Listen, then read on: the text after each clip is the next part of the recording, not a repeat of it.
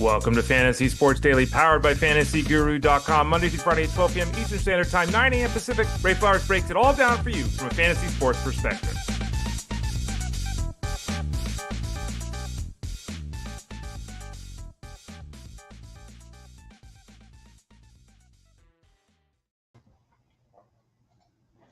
Welcome to Fantasy Sports Daily, powered by FantasyGuru.com. I am Ray Flowers. Hope you are doing well today. I had a cold morning when I started out. Look at me, really terrible weather out here on the West Coast. Misnomer, it doesn't get cold on the West Coast. It was 38 degrees when I got out there this morning, but don't worry, the sun came up. I got home an hour later after walking my dog, and it was 39 degrees. So hopefully everyone on the East Coast is doing well. I was talking to Phil Backert. I guess there's a big storm coming in, so stay safe on the East Coast. Hopefully everything is okay there. Again, I'm Ray Flowers of FantasyGuru.com. Thanks for joining me here today. The show is Monday through Friday at 12 o'clock Eastern Standard Time, and we just have some fun. We'll obviously hope that you'll go to FantasyGuru.com and click that subscribe tab in the top right corner and sign up for any of our products that might be something that you're interested in, any sport. We've got basketball, football, baseball, hockey, NASCAR, PGA, MMA, soccer, on and on and on.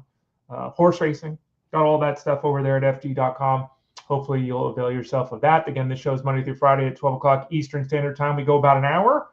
Over on SiriusXM Fantasy Sports Radio, we have the Elite Sports Show. That's 3 to 6. Jeff Mans hosts that show 5 days a week. I'm with him on Wednesdays.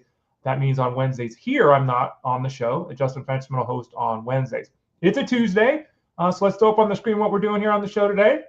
A little bit of football, a little bit of baseball. We'll start off with baseball. What is ABA, and why should you care?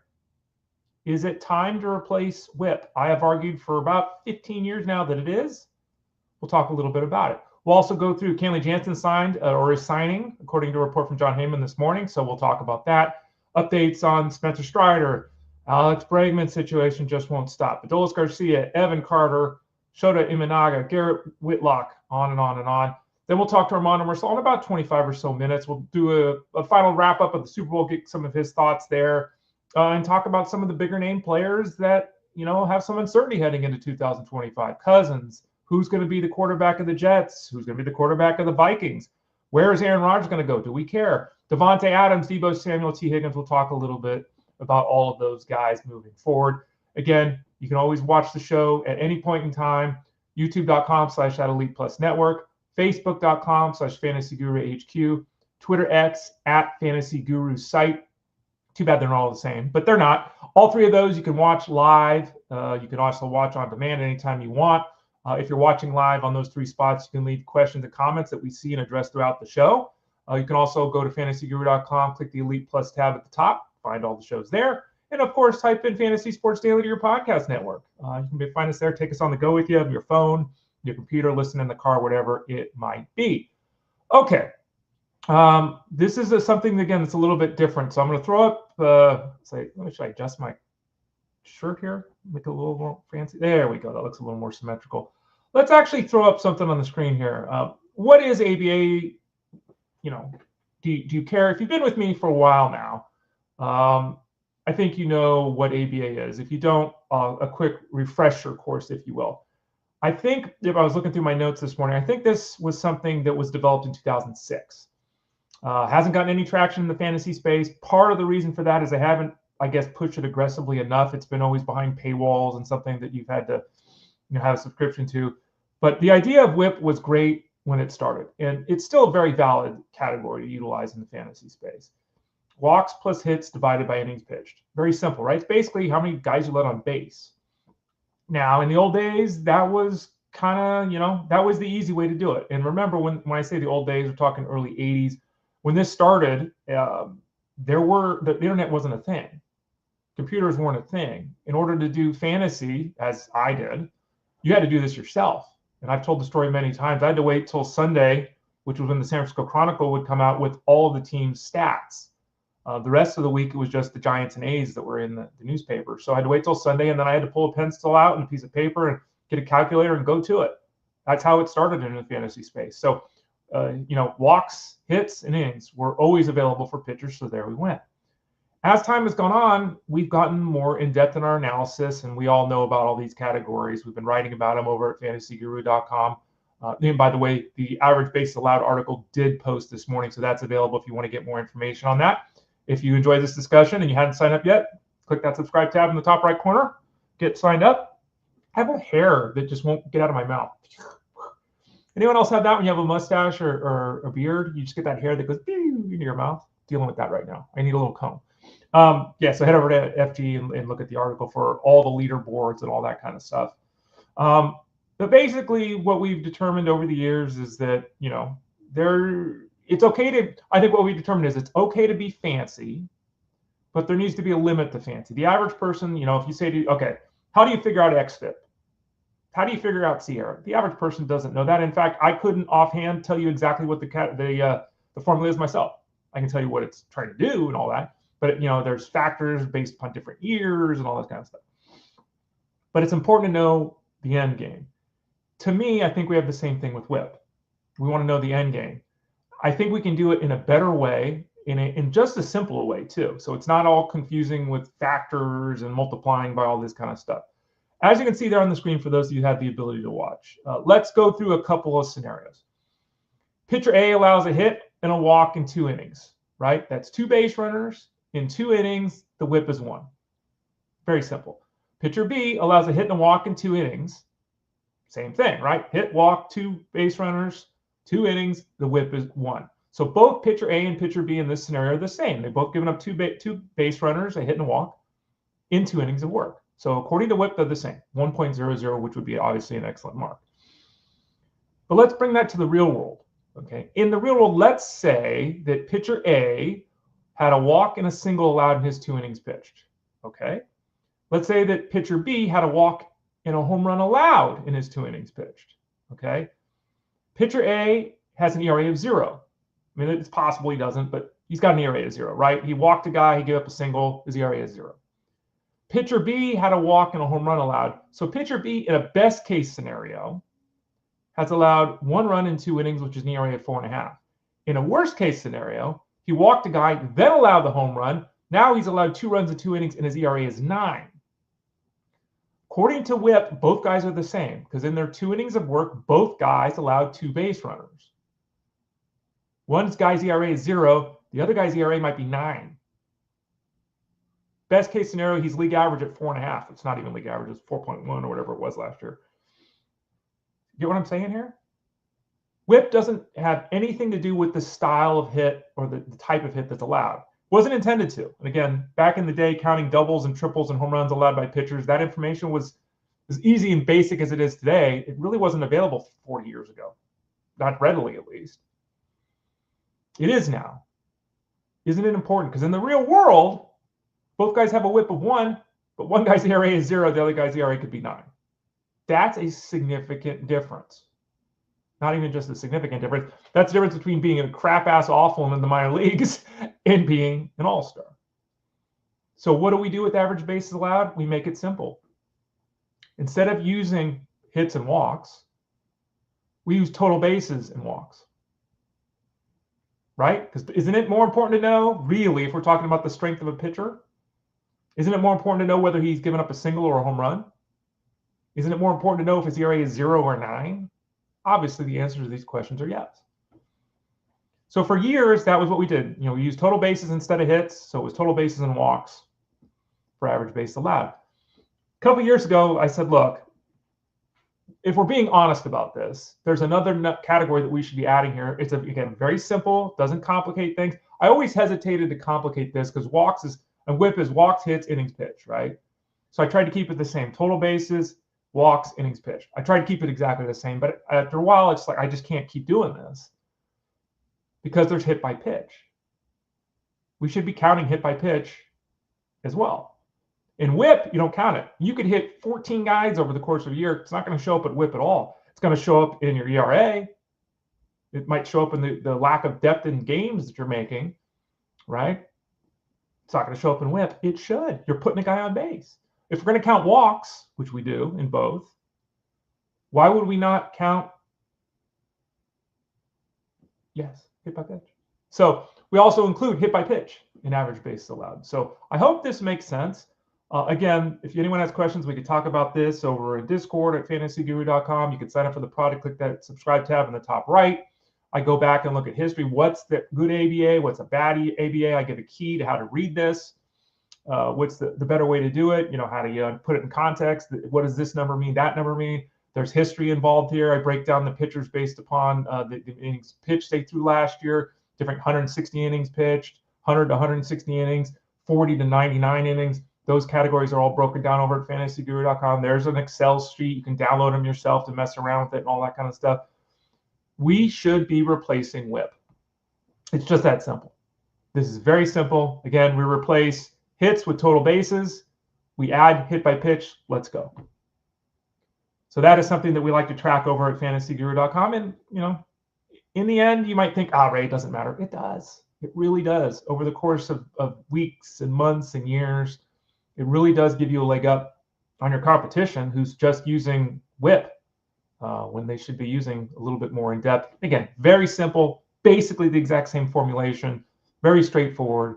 Hopefully that makes sense. For more, head over to fantasyguru.com. Okay, let's dive into some of the player news. Kenley Jansen signing with the Angels, and it looked like Ben Joyce was going to be the closer, and I wrote about him in the closer grid that went up, I think, last week over at fantasyguru.com. I have updated the closer grid, have updated the rankings to reflect this signing by the Angels. According to John Heyman, Kenley Jansen is signing with the Angels. That will knock Ben Joyce down in the pecking order, which makes sense. Jansen, who is approaching 500 saves for his career, was he around 450, something like that, still gets outs. He's not the star he used to be, but he's still quite effective. And as we've said many times here on this show in particular, one of the number one, if not the number one trait in terms of getting the next save opportunity for any pitcher is that he's got the last save opportunity. So Kenley Jansen, despite not being the dominant force he once was, has 447 career saves. That's going to get you work in the ninth inning.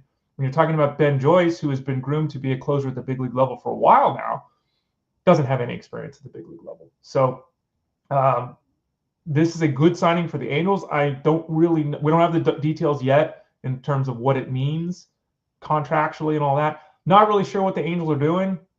I mean, I guess they're just trying to play 500 baseball. Maybe Jansen is, a 1 or 2 year deal for $12 million. It's something really simple like that. It'd be surprising if they paid him. I got to figure with, setup men making $10 million and look at the case of Carlos Estevez. He got 2 years and $20 million. Jansen's going to at least get 225. Maybe it's a 115. I don't know. Again, it's kind of odd with the Angels doing this, but the Angels realized that they did not have or didn't previously have a good bullpen in terms of depth. Gave themselves another arm and obviously a guy that can work the ninth inning. So Jansen fires up draft boards. Somebody that wasn't even being drafted yesterday, except by people that were taking that shot late, hoping he signed somewhere. We now know he's going to the Angels. They have not announced anything. This news is just breaking right before the show started today here. So it's always possible that this deal doesn't come to fruition. I don't think Heyman reports it if it's not official. Angelo, there he goes. Angelo's got the information for us because I'm on the show here. Angelo is saying that ESPN is reporting agreed to a 1 year, $10 million deal, did Kenley Jansen. So there he goes, right in line with what Carlos Estevez got. Again, surprising Jansen didn't get Estevez got 2 years. Surprised Jansen didn't get 2 years, but okay. Jansen's kind of a hired gun at this point of his career. He goes to the Angels. He gets a payday. He gets $10 million more. Obviously, he's not winning a World Series there. They could still trade him. That is not a contract that would preclude the Angels from trading him at the trade deadline. In fact, right, we've talked about this with Brandon Drury yesterday, it was yesterday when he signed with the White Sox. There are a lot of veteran players like Kenley Jansen who get signed, whose teams hope that these guys have a strong first half and they can trade them. Because whether or not Kenley Jansen would be traded to be a setup guy or a closer, probably traded to be a setup guy if he does get moved. Whether he's a setup guy or closer if he gets dealt, the team that's getting him knows he can work high leverage late game situations. And there's a lot of value to that. There's no long-term contract here with Jansen. He's not going to weigh you down contractually. If he struggles this year because of advancing age and losing stuff, he's still, again, it's, the team that's getting him will be paying $4 million or whatever, $5 million. So a good signing by the Angels there. And again, somebody to draft. 25 saves, reasonable for Jansen. I would not, again, be shocked if he's dealt, though. And if he's dealt, he could be dealt to a setup role. Keep that in mind when you're drafting. Don't overdraft Kenley Jansen. Thanks for the help out there, Angela. Really appreciate that. Okay, Moving on, let's talk about Spencer Strider. Oh, I should change this. There we go. Sorry about that. We should talk about Spencer Strider. Strider, he's got the elbow issue. He's coming back from the surgery. It's really difficult to – it's always difficult with guys coming back from injury. We talked earlier yesterday about Yuri Perez and Sandy Alcantara of the Marlins. Here's Spencer Strider. They're not going to push him if he has any setbacks. Obviously, they slow him way down, if not stop him from throwing. We know how this goes. To date, we have not heard anything official in terms of a setback, so it's all been positive with Spencer Strider. Mark Bowman, who covers the team for MLB.com and has for years, is reporting that the team is starting to be a little hopeful that maybe at the end of April, Strider's back. This news is likely to push Strider's ADP up. What is his ADP right now? Let's look at it as I say that. Again, we're using the NFBC's ADP. Currently, Strider's coming off the board at pick 124 overall in the month of February. So that's where we're at, roughly the 10th round, something like that. What day is it? Today's the 11th of February. Yeah, there we go. So his ADP will go up.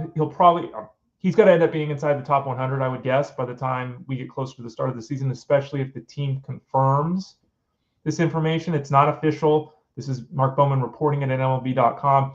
Generally speaking, MLB.com, the reporters there are very conservative. If I had to put it, Ray, where are we on the spectrum? MLB.com reports are very conservative. Okay. They don't usually go out there and say something that's crazy. I don't know if that's a mandate by the league or that's just, we're following the letter of the law as a reporter, that kind of thing. So that would be a little aggressive for Strider. That would be better than we anticipated. We have heard that both Strider and Ronald Acuna, are very likely to miss the first month of the season for the Braves. So we'll see. We'll see here. But good news for Spencer Strider at this point in time that he could make it back by the end of April. Alex Bregman, let's give another update on Alex Bregman. We're about 10 or 15 minutes away from Armando Marsal joining us to talk some football. Ken Rosenthal and Patrick Mooney are reporting that the Cubs, follow me here, the Cubs have discussed signing Justin Turner if they can't sign Alex Bregman. Is Alex Bregman going to go to the Cubs? I guess that's still in play. That's not a storyline that I've been expecting to hear. That's not something that we've been following with bated breath. It seems like, the Cubs who, they're in play here for the playoffs. They are. They're going to go Matt Shota, third base, provided the rookie is able to hit the ground running and take the job, which is kind of where we assume he'll be. Really good season last year for Matt Shota. Very nice prospect. You can read more about him in the rookie section over at fantasyguru.com. There's a scouting reports. He's in there. There's the top 50 rookies for 2025 in the fantasy game. He's in there. It's not a bad idea for the Cubs to have backup and redundancy there, or, in case Michael Busch at the other corner struggles a little bit, or maybe they want to platoon these guys a little bit. The signing of Justin Turner makes a lot of sense. Turner toward the end of his career, a guy that can still get on base, and, he's a decent major league hitter, right? Not a guy that should be playing every day if you plan on winning your division or making the playoffs. He'd be a good signing for the Cubs as a backup and a redundancy piece. If Bregman signs, they have to reassess everything because Bregman obviously plays every day. He goes in that lineup. He and Tucker would be reunited because Kyle Tucker's obviously with the Cubs now. That would be a significant move. Seiya Suzuki, that'd be a significant move for the Cubs if they can pull that off. So I guess we'll continue to watch this one. Again, this is, we have to reassess everything if the Cubs sign Bregman because he's going to play 150 games for somebody. And if that's for the Cubs, lineup starts getting really tight. And a guy like Matt Shaw starts getting really unappealing as of right now. Being very appealing, that would be a distressing scenario for Matt Shaw. But, I guess the Cubs are still in play. That's not a team we've talked a lot about with Mr. Bregman, but there it is. Couple of Rangers to talk about. Adolis Garcia, Mr. Ripped Out, had a down season last year. He was still productive, but he was nothing like the guy that in 2023 almost hit 40 home runs and, all that kind of stuff. Let's not forget that he's routinely stealing double-digit bases. He had 25 steals back in 2022. 40-20 is not insane with Garcia. I think it's much more likely to say, let's go 30-10. Okay. Still, that's not unreasonable in that lineup with the Rangers. They got a good ballpark. They've got tons of lineup depth. A 250, 30, 100, 90, 10 season. That's really doable for Adolis Garcia. Last year, though, yeah. And Garcia, there's an MLB.com article about Garcia saying, look, last season my swing was just off. And, you know, there was a little bit of extra movement in the swing. I could never quite find the swing. The reading between the lines with the Super Bowl, geez, sorry, folks. With the World Series run for the Rangers, the fact he was a little bit beat up physically at the end of that, Garcia felt, I guess, reading between the lines, a little rushed, right? He never quite seemed to find himself in the offseason, and that carried over into the season. He says he feels good now. He says he's gone back to getting his swing from 2023. Age shouldn't be a factor. He's in his early 30s. Again, great ballpark, great lineup.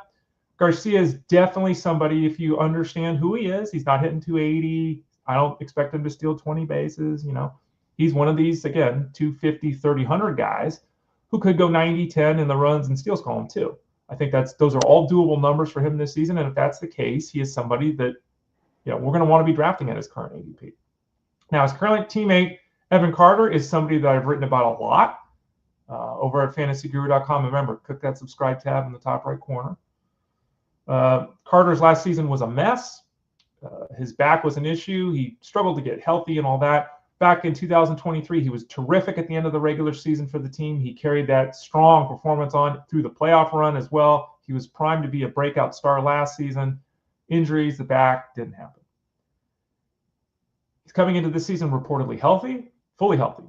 And he's got a new training regimen. He's added some weight. He's part of that lineup.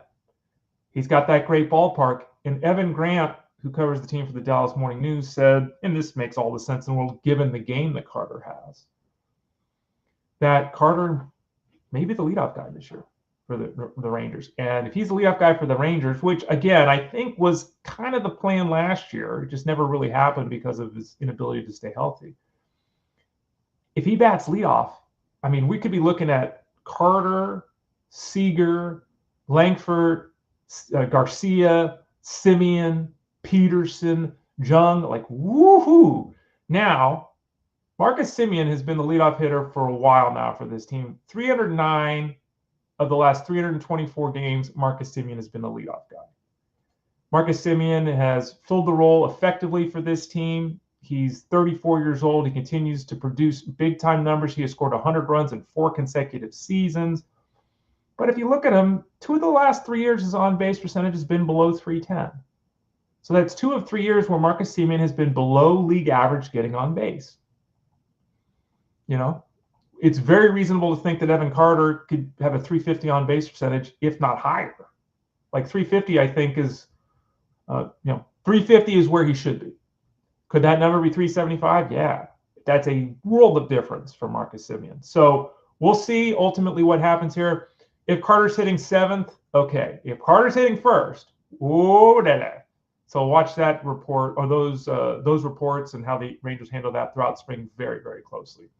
Gary Sanchez is now part of the Orioles. There was reports suggesting that, let's get excited about Gary Sanchez. Don't buy that. Don't get excited about Gary Sanchez, despite what Mike Elias, the GM, said.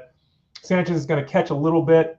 They'll obviously use Adley Rutschman as the primary catcher. He'll see some time at the DH spot too, which will allow Sanchez to catch. Sanchez will probably be the lefty, the DH against left-handed pitching. So we might get a Ryan O'Hearn, Gary Sanchez combination here, which I think would work very well for the Orioles. We talked a lot about what the Padres were trying to do yesterday in their platoon situation. Orioles likely to do that. Obviously, Gary Sanchez is somebody who's a career solid performer against left-handed pitching with a lot of power. He was that guy again last season. So it bats against lefties. AL-only play, though, with Gary Sanchez. Tim Anderson, probably an AL-only play as well. Now, he's another one of these veterans with the Angels. The Angels trying to run it back. Tim Anderson basically said, look, I needed to clear my head. I needed to fix my mechanics after the last couple of seasons. He got hurt. He started introducing some negative things into his swing and his approach, and his game fell off a cliff. So far, it fell so far off a cliff that, like, it's not even guaranteed that Anderson is part of the lineup on opening day for the Angels, unless Zach Neto just not ready to go and return from his shoulder injury, which is possible. Even so, no one's expecting Neto to miss extended period of time. So Anderson's going to have to hit 350 in the first couple of weeks to have a significant role, even with an Angels team that's not a first upper division team. But the fact is that Anderson says his mind is clear and he's got his game back mechanically. Anderson has been somebody I've had that love-hate relationship with. We've talked about him on the show previously. That fine line of, yeah, he's hitting 290, 300 and stealing 15 bases, but wow, he doesn't walk. He swings at everything. Again, though, that type of approach, should age decently, right? He should be able to hit 270, right? He should steal 10 bases. He should be able to do that. Usually it's the guys with the big hacks and all that struggle. Contact hitters tend to gracefully age. Doesn't mean it'll happen with Anderson. Again, I don't think that this is something that anyone should get excited about. Don't believe the hype, if you will. But Tim Anderson could be utilized heavily early on for the Angels, and then we'll see. But he feels like he's ready to contribute this season. Nico Hoerner is somebody that is going to be used in the fantasy space. He's obviously an eminently better option than Mr. Anderson. He's got the elbow injury that he's coming back from. He had a flexor tendon surgery in October.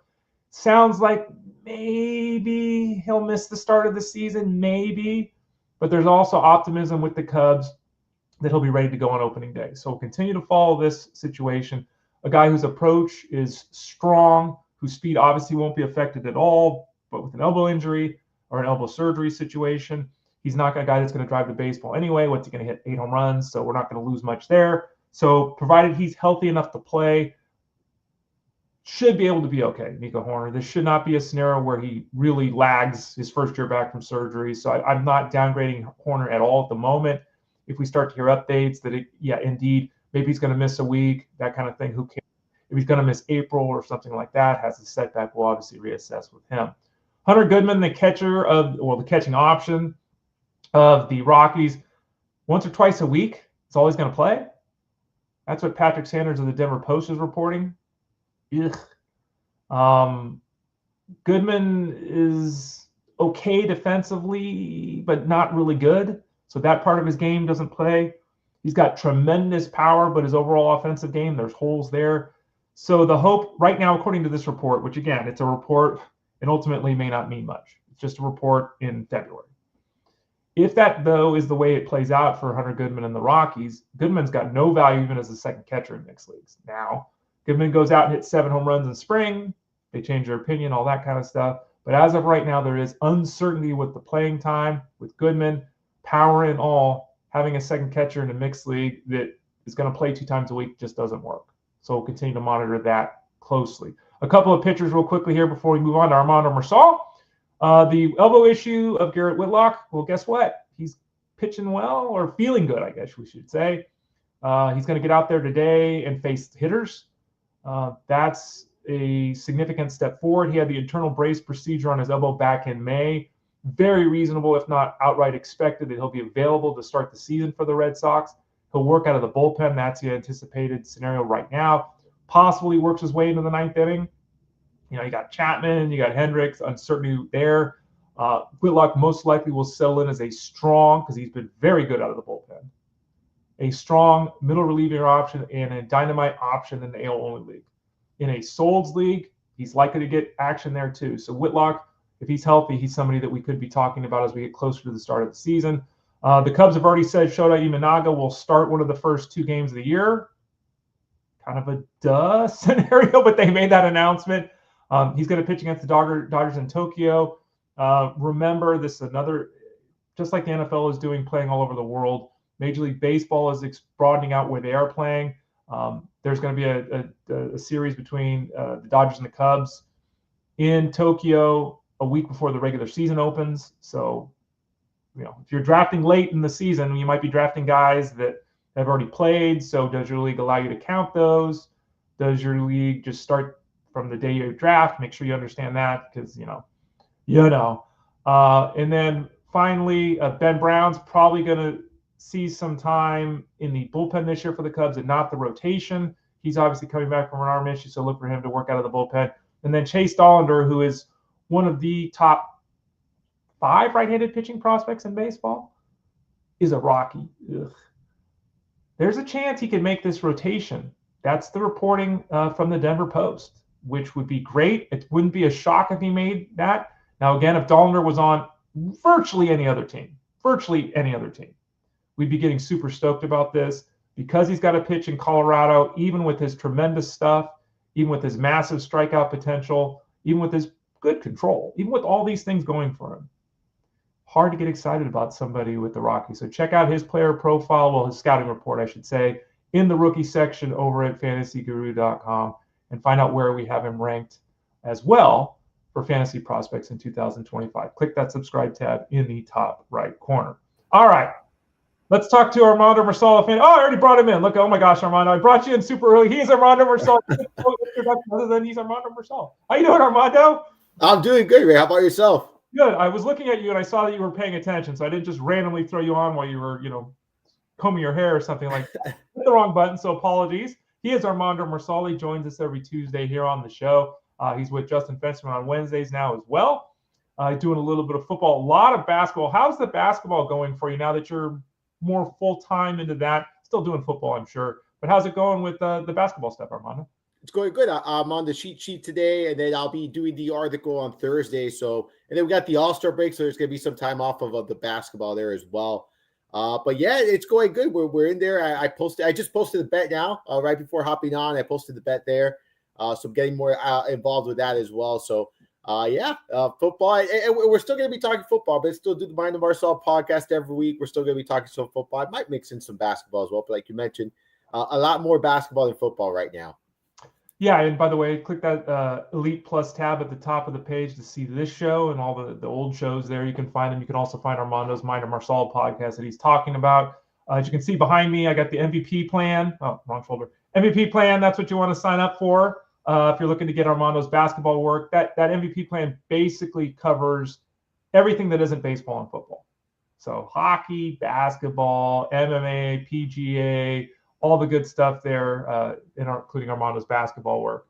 Armando, NASCAR's coming up. NASCAR too, yes, that's right. Yeah. Let's not forget, they ran, 47 commercials at the Super Bowl about NASCAR. They ran a few of those, didn't they, Armando? Daytona's this weekend, I believe. Yeah. Oh, yeah, I know a little bit about NASCAR. You see, I know when Daytona is. That's all I know, though. That's really all I know. I can't name you one driver. Do you know a little bit about that? Because the Race Guru Thunder Hour by our crew has been nominated for the FSWA Award too. Shout out to them. Hey, I produced that show. I helped get everyone on YouTube. I helped get the graphics. So I hope that they give me at least a medal or something if they win the award, Armando. I hope so too. Yeah. I hope so too, Ray. Yes, congratulations to our team there. Yeah, very happy for them. I know they put in a lot of work. Yeah, they've done a great job. So hopefully we'll keep our fingers crossed that turns out well for them. Some Super Bowl thoughts. Any takeaways? I have, just to get your quick little. I spent a good deal of time yesterday talking about it. Jeff Mann spent hours yesterday on the Elite Sports Show on Sirius XM. Your thoughts? Any major takeaways from the game, Armando? I just think the offensive line was a massive issue for the Chiefs. I think that they're going to have to start working on that this upcoming season. And I think we have to give credit when it's due, right? This Eagles team was very good, on both sides. Offense has a bunch of weapons. Jalen Hurts played really good football. I don't think he gets sometimes the credit he deserves. And the defense, the defense was stellar. The defense played stellar. I think adding Fangio this season was huge for them. It's just, in my opinion, the best team won. When you look at it, the best team won. And I think the Chiefs just got to look back at this game and say, okay, we got some things to work on this offseason. We obviously got to, beef up the offensive line. I think adding another, pass catcher there, maybe emphasize the run a little bit more. But this are all things that they're going to have to work on next season. But yeah, for me, I wish it would have been more competitive. I honestly, because it becomes, when it's that lopsided, it kind of becomes a little bit boring to watch. I did watch it. But again, I thought it was going to be a much more competitive game this weekend. It's funny. As soon as the game was over, I spent about 2 minutes after the game was over. I saw maybe 5 minutes. I saw the Jalen Hurts interview, and then I went to walk the dog. And it was hilarious. Every car on the street was leaving at the same time.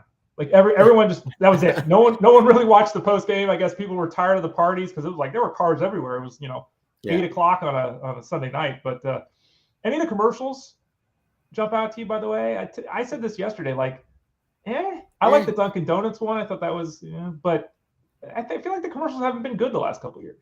No, they haven't. I thought the Dunkin' Donuts ones were good. I actually enjoyed that one. The kids laughed at that one. But yeah, it's nothing special. Nothing stood out to me. But I guess that's the only nothing. I guess I don't know. I guess commercials nowadays are pretty all creative for the most part, and you have to do something really special in the Super Bowl. I didn't see anything like that this year. Armando Marsal of FantasyGuru.com. Let's talk some storylines heading into 2025 because people are already doing best ball drafts, and apparently football has to be talked about every day of the week. I'm personally a little bit tired of it, but hey, everyone loves it, so here we go. Kirk Cousins, he was fine in the first half. Second half, he ends up getting benched. There's all the talk about, is he going to stay as a backup? Are they going to trade him, this massive contract? There's a report from The Athletic that says, look, the Browns kind of make sense. And again, they kind of do because they're moving on from Deshaun Watson. It's over. It's over. Kirk Cousins, I mean, beyond all the money and all that kind of stuff, do you look at the last handful of games and say, he wasn't right physically and okay, and things can be better? Or do you think this is the sign of the end with Kirk Cousins? I think it depends, like, on the landing spot. You mentioned it. There's reports surfacing that Cleveland makes a lot of sense. Like, he'll work as the bridge quarterback there for the future quarterback. We have to remember he was returning from a massive injury, and he's, obviously at the tail end of his career. So I want to point that out. Is he ever going to return to that form that he was in Minnesota where he was, posting those massive stats? I don't think so. Can he be better than when he was this past season? I think so. His work ethics are really, really high. If you watch the show Quarterbacks on Netflix, you see what he brought to the table. So yeah, I think that he still has a little bit of gas left in the tank, but I don't think it's to that ceiling that he had a couple of years ago when he was really an asset for fantasy managers. I do think it makes sense for him to go to Cleveland. I think he could be the starter there. I think he could teach the young quarterback, whoever it is that they go with, here for their future. And I think he would be someone that would bring a lot of positive to that locker room there. So I think it makes sense. From a fantasy standpoint, I'm probably not going to be overly invested, though. Take a deep breath. We still have to talk about Aaron Rodgers, Armando. Jay Glazer basically said the Jets told Aaron Rodgers sayonara, which totally makes sense. Aaron Rodgers, I mean, again, who knows what Aaron Rodgers is going to do? Is he going to go the ayahuasca route? Is he going to keep playing? To me, it's always sad because let's be honest about this. Whatever you think about Aaron Rodgers, he's going to the Hall of Fame. And the idea of seeing these guys at the end of the career, end up playing for 5 teams because it cheapens it to me, right? He's still effective in the fantasy space. He can still throw for 220 yards and 2 touchdowns. I'm like, okay. Raiders, you think anybody takes the Giants? I guess if he's going to do a 1-year deal just to play, you think he's got enough left that we might be talking about him in a couple of months as somebody we'd be drafting as like a second quarterback? I really hope we're having this conversation at this summer, but I do think it's going to happen, right? I do think he ends up somewhere else. It really depends on, like you said, where he goes. He's going to take time off. He's going to go do his mushrooms, wherever, all those other things he does. When he returns from all of that, we'll have more clarity on what his next move is. For me, it's really going to be the landing spot, right? Like, it depends on where he lands. It depends on his supporting cast. At this point of his career, I do think he needs a supporting cast. I don't think he's going to be able to carry an offense all by himself. Can he have 1 or 2 really big games, with a bad supporting cast? Sure. But can he be consistent? No. So I think it really matters where he goes, who he's, who's the supporting cast, who the receivers are. The offensive line is going to determine a lot there because he's now at the point where he really, he doesn't have that same ability he once had in his career. So I'm not looking. I wasn't investing in him this past season, and I'm not looking to invest in him next season outside of a scenario where he lands in the most ideal position that you can land in, and I don't see that happening here for him. Ron Marsal of FantasyGuru.com. Obviously, if Rodgers is out, what are the Jets going to do? The Athletic Zach Rosenblatt said, hey, Tyrod Taylor's the early favorite to start. Well, of course he's the early favorite to start because he's the quarterback on the roster. Taylor is somebody who everyone's always liked. He's one of the better backup quarterbacks. Like, you can put him in there and feel like you got a chance to still win a game and all that. You can't win. You can't. He's not your guy, right? He can't play a full slate of games. Obviously, the Jets have to look to the future because I think that, I mean, isn't Taylor like 35, 36 himself? He's not young. So you hear this report and you're like, okay, Taylor starts week 1 to 4, and then they go to whoever they draft, right? That kind of thing. Is that what you're kind of expecting from the Jets? There's not, as we're talking here, there's not a lot of veteran. I mean, there's a couple of veteran quarterbacks, but really, like, they're not bringing Sam Darnold back. They're not bringing Kirk Cousins in. They're not bringing Aaron Rodgers back. Like, this is kind of like, well, let's use Taylor as a bridge to whoever we draft, it kind of looks like.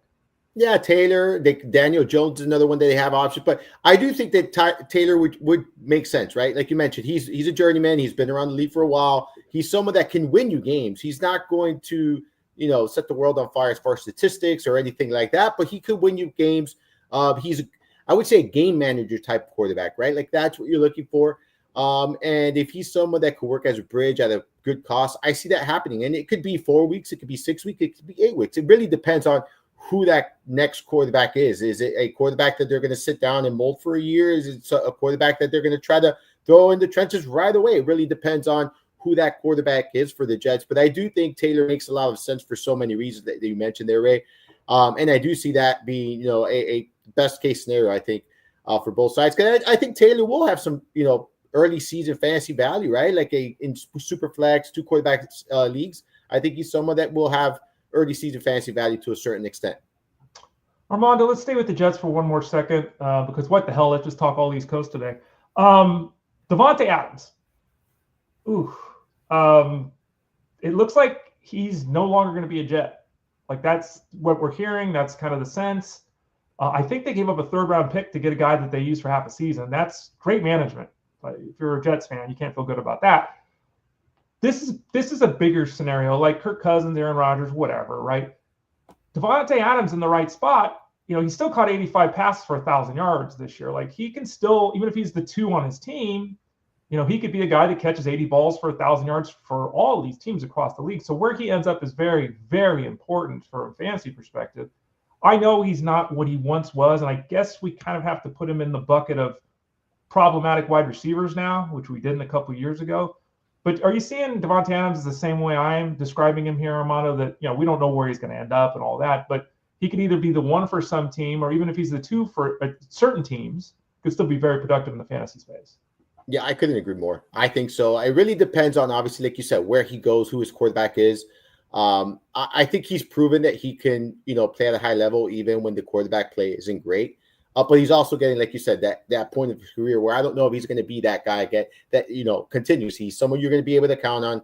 I would truly love, and I saw some reports about this, I would truly love the Chargers. Like, I would love for him to go to the Chargers. Makes so much sense. They have a young, makes sense. Yeah, they have a young receiver with McConkey. Then you have Justin Herbert. Now he gets a veteran receiver that he can count on, kind of like what he had in Keenan Allen, right? Mm-hmm. But now, someone that's not as injury prone in Adams.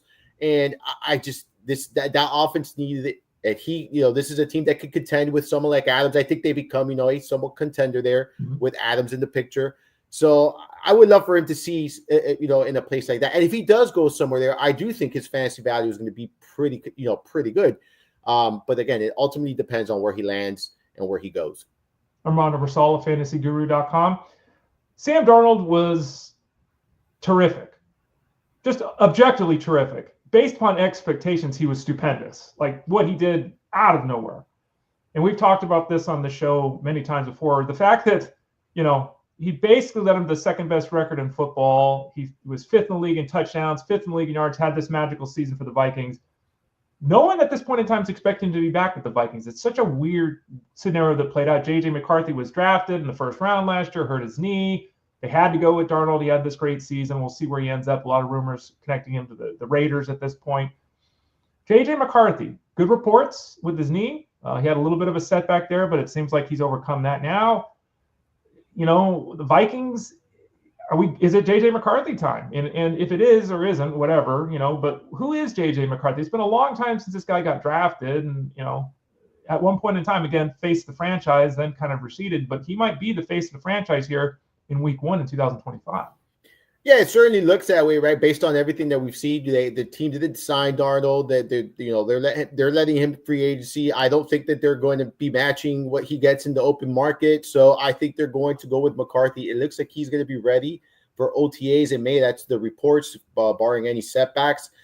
For me, look, he can he be a franchise quarterback? Yes, he can. Is it going to take time? I do think so. He missed his entire rookie season.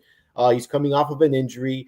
And yes, this is a team that has a ton of, great weapons, a good supporting cast, but this is also a rookie quarterback. And now we've seen a lot of rookie quarterbacks, in recent years. We saw CJ Stroud do it with Houston. We saw Jaden Daniels this season where they could take their teams into the postseason. They can, take their team into that next level. But I do think it'll be, a couple of years away before they're really competing at that high end level. I do expect him to be that guy for them. It's just a matter of, is he going to be able to return to that form that he was before the injury? And I do think so. So I'm excited to see what happens here. I like McCarthy coming out of last year's draft class. I think he's one of those quarterbacks that he's not great in anything, but I do think he does a lot of good. And he could be that guy with the right supporting cast that can get you the production you need to win games. Kind of counterintuitive-ish, maybe, Armando. Could this end up actually being a good thing for him? The fact that even though he was hurt last year and didn't play, he was around the team. He got to study with the team. He got to watch film. He got to interact with the coaches.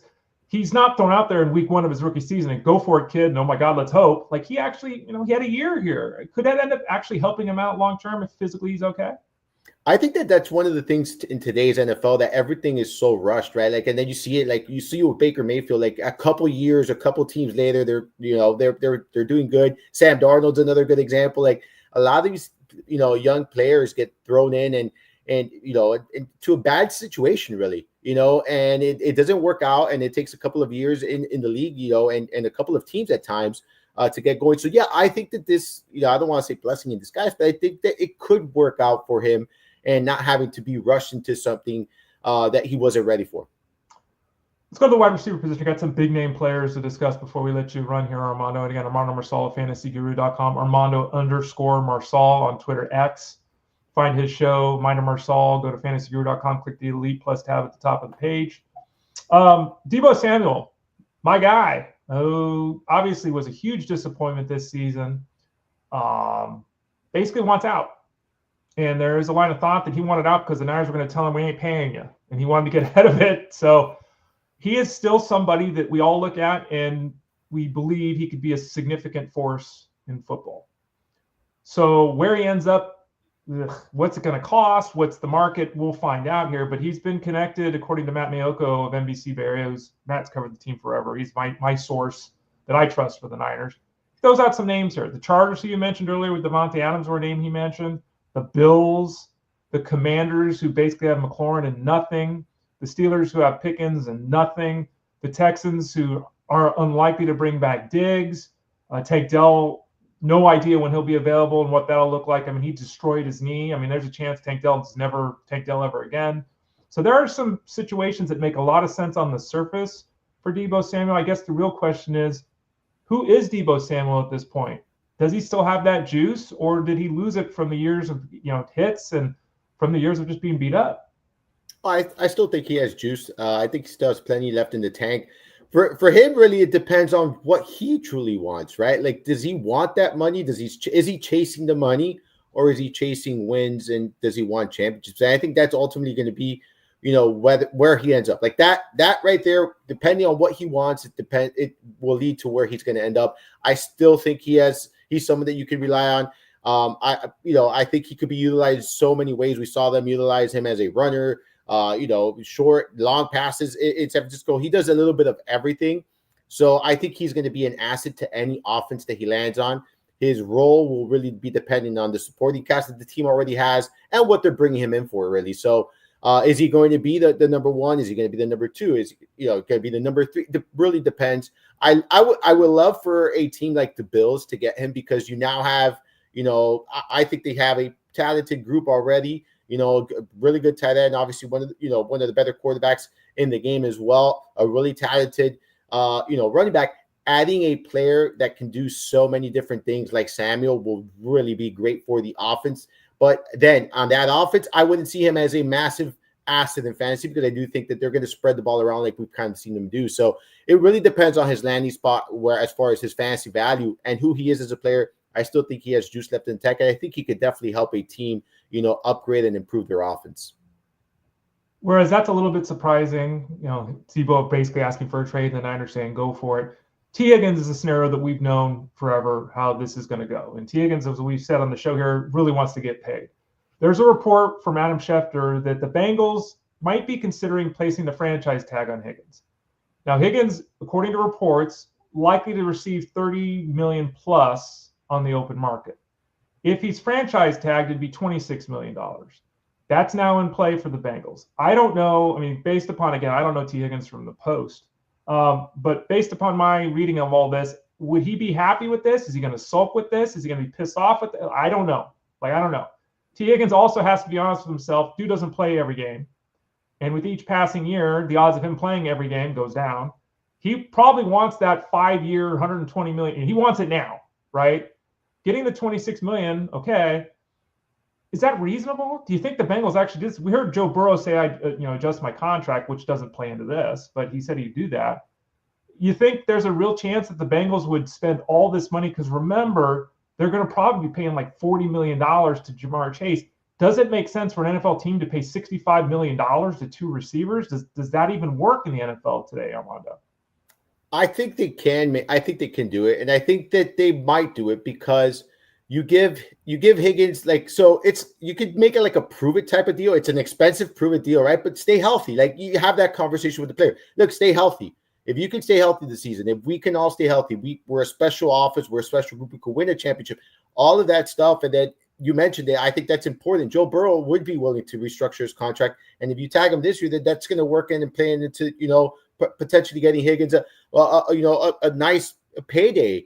But I do think that that's an option. I also think tagging him and trading him, that's another option. You're getting another team is going to get a deal. And you're going to get something like you mentioned, he's going to get 30 plus in the market. You're talking about $4, $5, $6 million discount on a receiver like Higgins. And again, that'll be a prove it deal for him as well. They can restructure a contract at some point throughout the season, something like that. So I think there are several options on the table. I personally hope that it does work out because I would like to see that offense, one more year together and see what they could do healthy.